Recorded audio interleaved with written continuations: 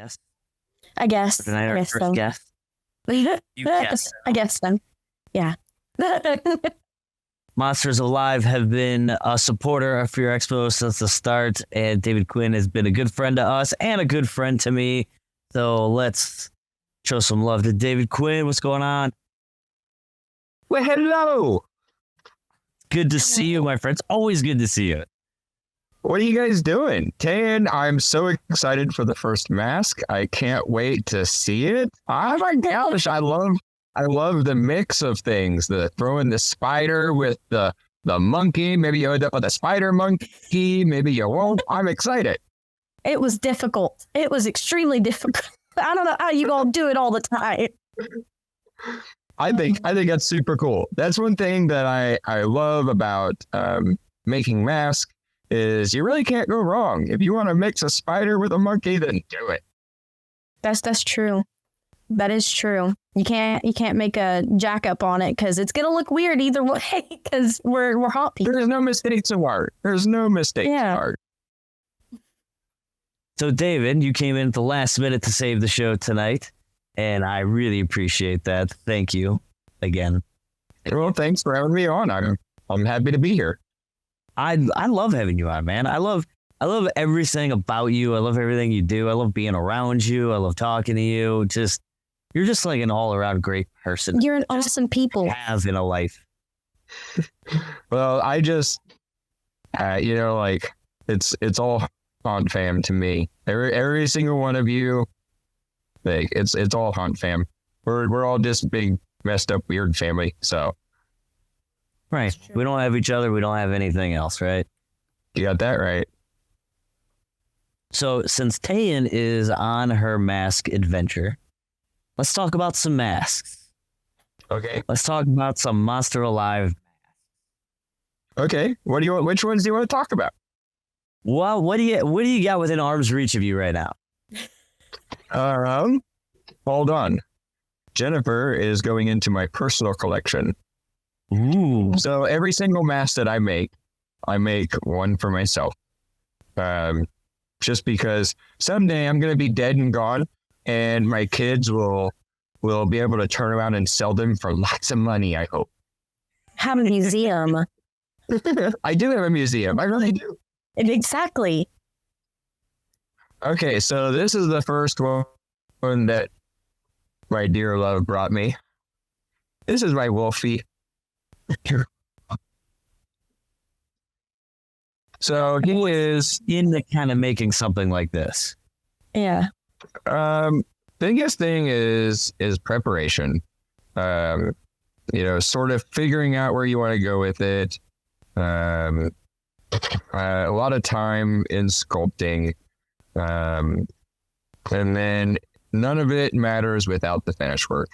You got to sit down and you got to be able to follow through with it. When I first, this is my first wolf mask. I absolutely freaking love it. I can't wait to do another one. I haven't sat down and sculpted another wolf since this one because this one just turned out so freaking epic. I don't know how I can top it. Because if I sculpt another one, it's gotta be better. So, but yeah. Key to success is always preparation. Sit down, make a plan for what you want to do. Do you want it to have a moving jaw? If you want it to have a moving jaw, how are you going to do that? Do you want to add fur? If you want to add fur, how are you going to connect the fur? What sort of look do you want it to have? Do you want it to be mean and snarly? Like you got to think about all of those things. And then, I think really after you have all the preparation, the rest of it's just pushing some clay around and seeing what you can come up with. If you don't have a question, I do. What kind of clay do you use? So all of my clay is plastilina clay. It's all oil-based. I don't use wet clay. I have before, but I don't like using wet clay because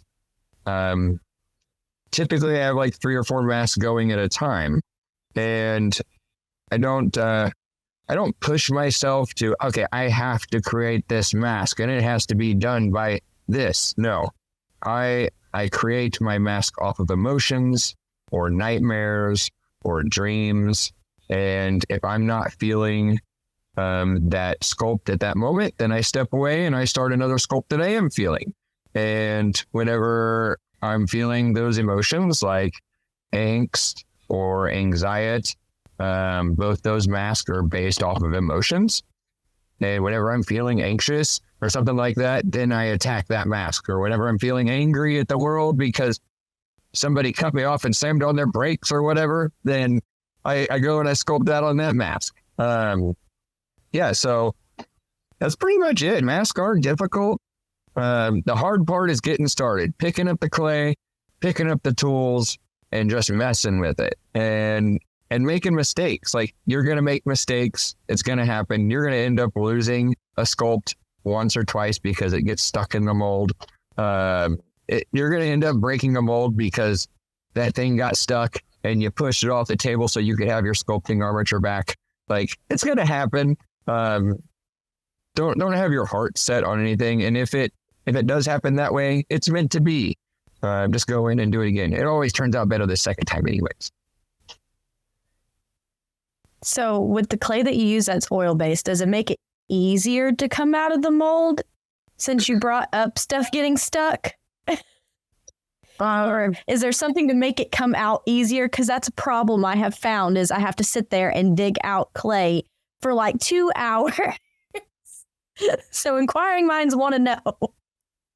So, not necessarily. Is it easier? Probably not. Oil-based clay is probably maybe a little bit more difficult to get out because it never really, at least the clay that I use, it never really gets very hard. It only gets hard when it gets cold. Lead clay is definitely easier to get out of a mold because it's water-based. So you can take water and wash out that lead clay. You can use a pressure washer. You don't want to be right up in it, but you can use a pressure washer and you can wash out that clay. But for me, oil-based is the way to go because I'm always doing so many different things with it. I don't like to throw away my clay. I don't, for me, I like to be able to reuse it and reuse it and reuse it. Yeah. And do I have a bunch of clay that's all sorts of, you'll see my pictures when I do a sculpt and I post it up. You're like, what's going on with all those colors? That's because I have got like 4 different colors of clay going on. And I try to heat them up and wedge them together and whatnot. But, sometimes I end up with a splotchy sculpt, but it's just looks, I don't really care. As long as it looks good when you pull it, that's all that matters. Now, what about the hair? How do you get the hair to attach and stay to your mask? Well, that really depends. So I have some where I actually punch the hair. I have all of our shrunken heads. They're all punched. Now, those aren't sculpts or a mask, but they are a latex piece. But we punch all the hair in those. And honey, how many hairs would you say is in a shrunken head? Way too many. There's way too many. But they all get punched individually. And sometimes, like the wolf mask, the base of the fur is attached with contact cement. And then I go in and I actually cut fur off of that and I lay it on with rubber cement. And that turns out great because you blend that blanket of fur into the pieces. Can I see the wolf mask again? She's gonna grab the wolf mask and I can sort of show you how I bring those pieces of fur. The werewolf mask is the best one to show that with because I really do blend that fur all the way up into everything. So right here is where the fur starts. The base of the fur, the big blanket. The rest of it is all trimmed and hand laid. It's on the eyebrow and everything. Now, you're not doing this for every mask, are you? Oh, absolutely. Oh my gosh. Absolutely. Just talking about it is like stress inducing to me. I was about to say, I applaud you for working with fur. I hate working with fur. I The only hate thing I it. hate with working with fur is it gets everywhere. Like you That's- make one yeah. cut and I plan on 40% of what I cut actually gets stuck and the remainder just sort of floats around the air. Yeah, that sounds about right. Oh, But when it yeah, comes to we don't just do like fur masks or anything like that. We do all sorts of masks. And I think probably like my favorite thing to mess with is illusion.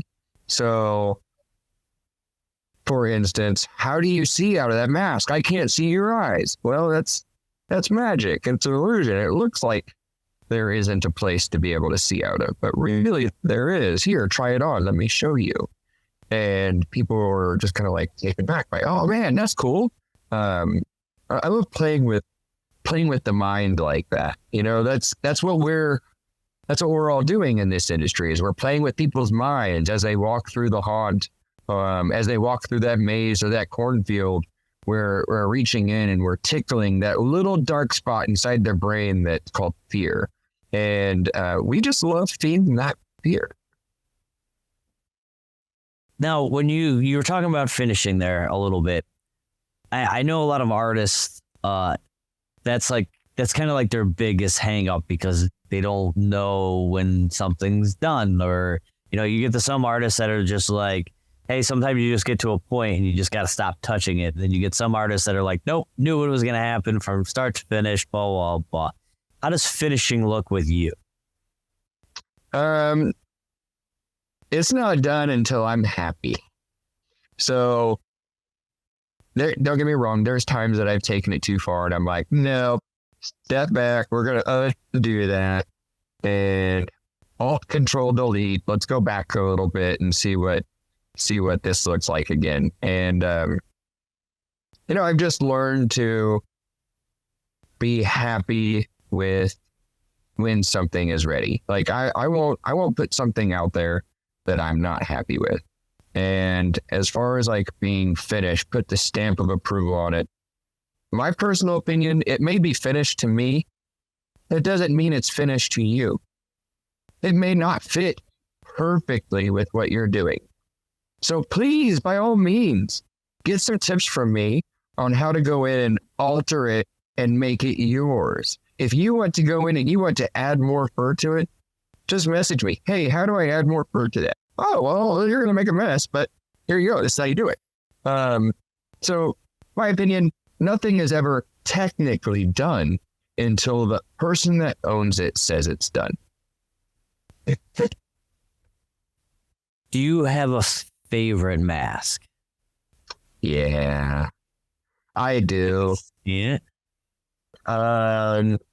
Okay, so it's a very close match here, so I'm gonna have to show you two. And Okay. ironically, beautiful Miss Jennifer has brought both of them to me. I don't know how she saw this question. I'm done with Wolfie. You can put him back in his cage. Okay, so one of these is based off of a nightmare, and the other is based off of emotion. Like I told you guys, that's how all of my monsters come from, either emotion or nightmares. Very seldomly do they come from sweet dreams, but every once in a while. So this is Omnimorph. This is from a nightmare. This here also plays with that optical illusion sort of thing.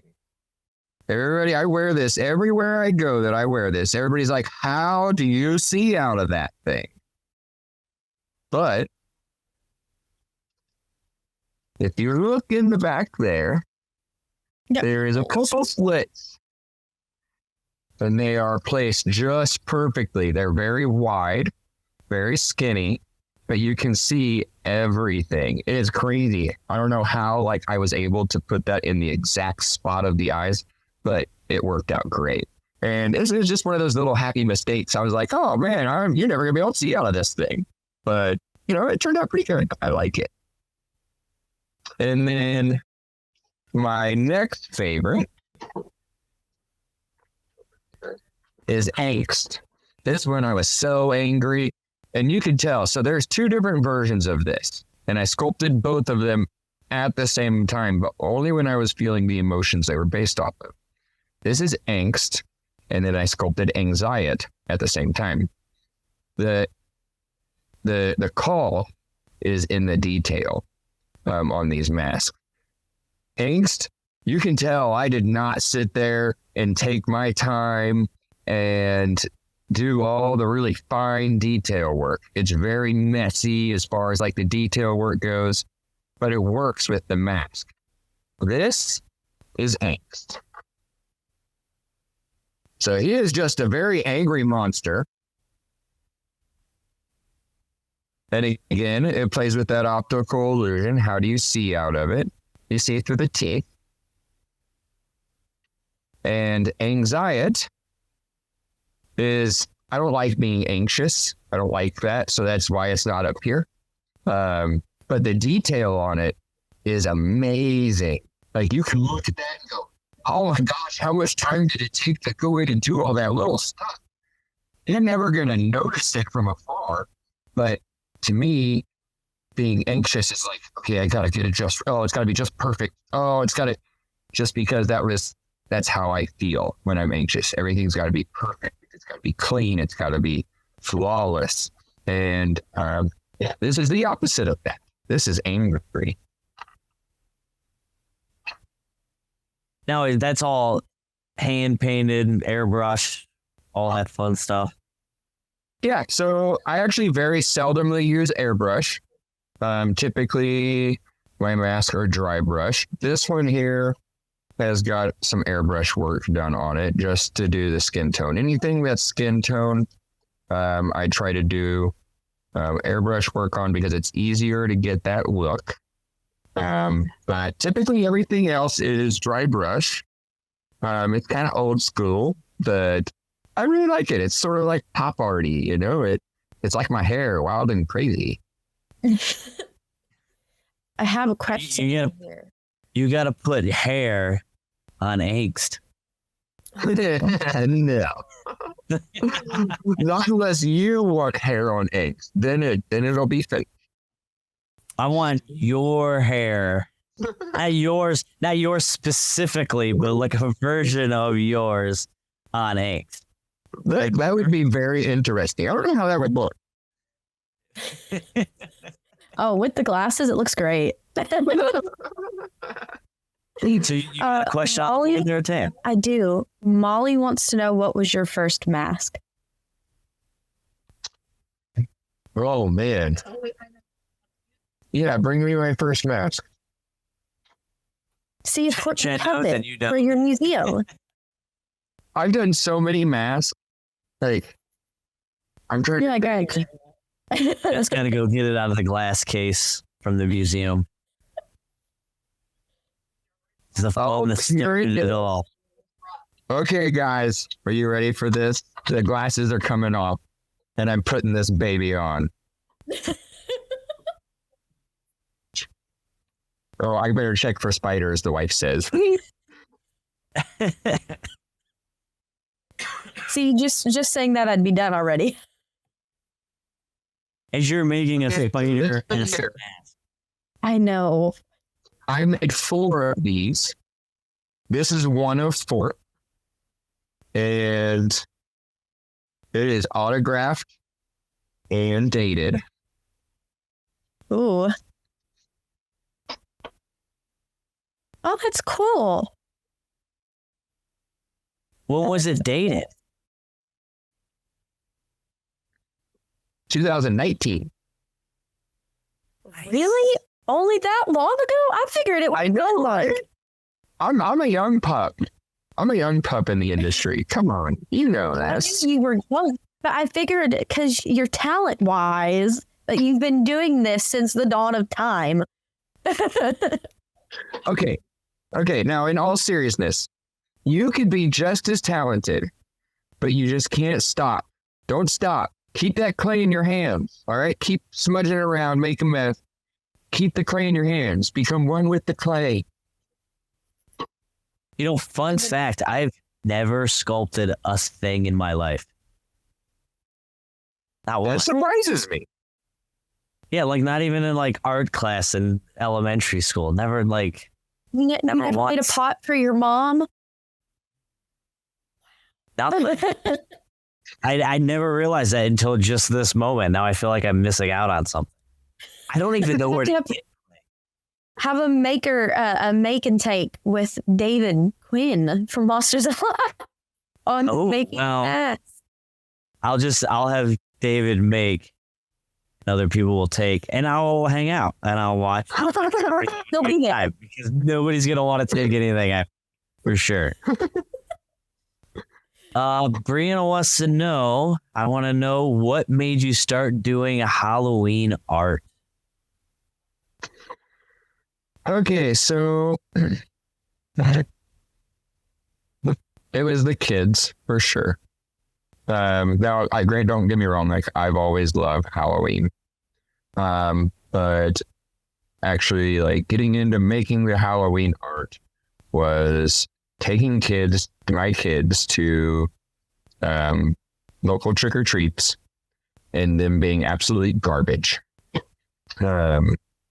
And I wanted to do a trick or treat event. It was called the Spooktacular Trick or Treat. And I teamed up with a few other local businesses, and I shut down my business parking lot for the night. And we had a huge party, and everybody was welcome. We had like brain freeze contest, and I sculpted this big pirate scene, and that's where it really started was for the kids, because I wanted them to remember Halloween the way that I remembered Halloween, and I loved Halloween. And yeah,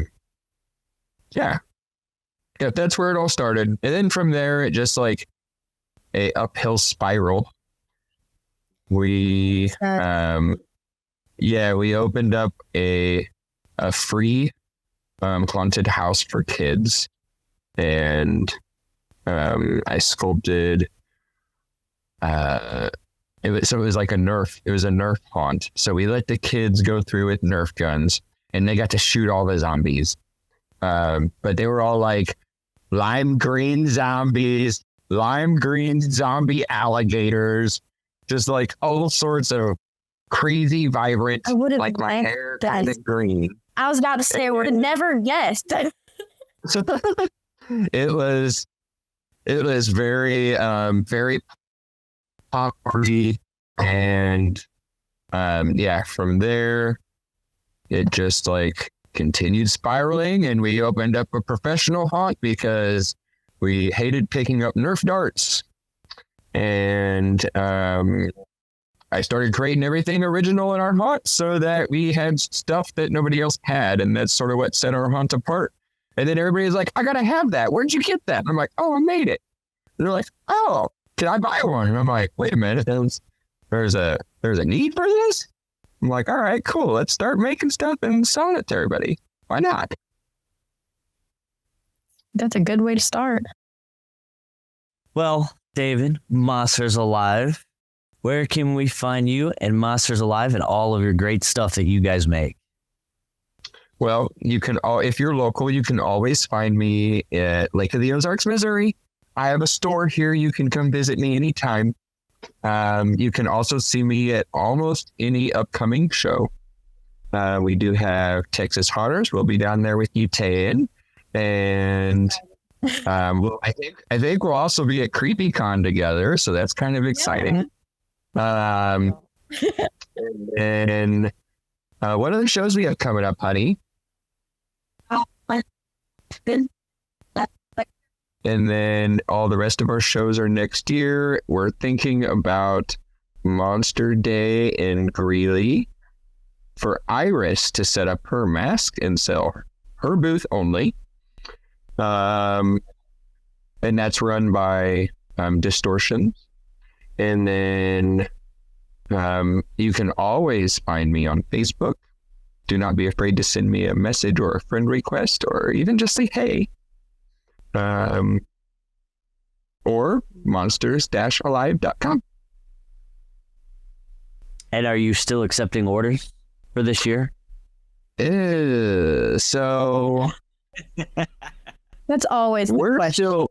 we're still filling orders. I can tell you that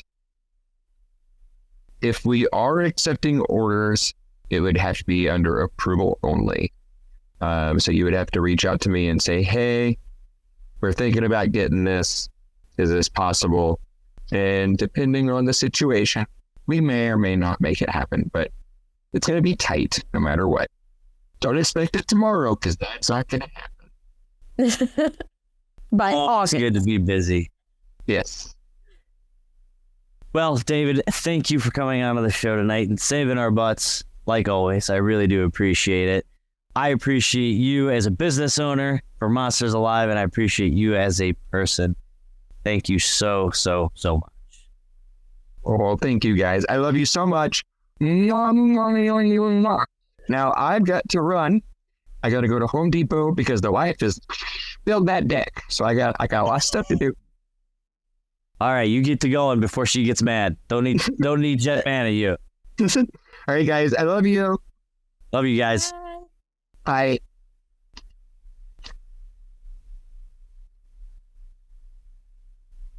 Chris is trying. Hey. There we go. God, you got it, Chris.